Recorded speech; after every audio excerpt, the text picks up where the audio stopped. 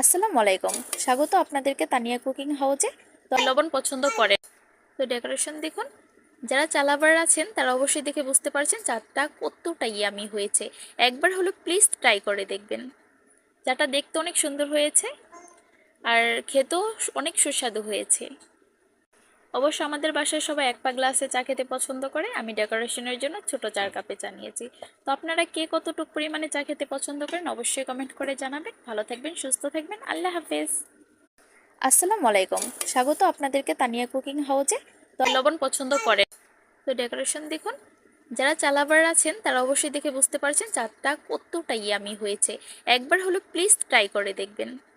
চাটা দেখতে অনেক সুন্দর হয়েছে আর খেতেও অনেক সুস্বাদু হয়েছে। অবশ্য আমাদের বাসায় সবাই এক পা গ্লাসে চা খেতে পছন্দ করে। আমি ডেকোরেশনের জন্য ছোট 4 কাপে চা নিয়েছি। তো আপনারা কে কতটুকু পরিমাণে চা খেতে পছন্দ করেন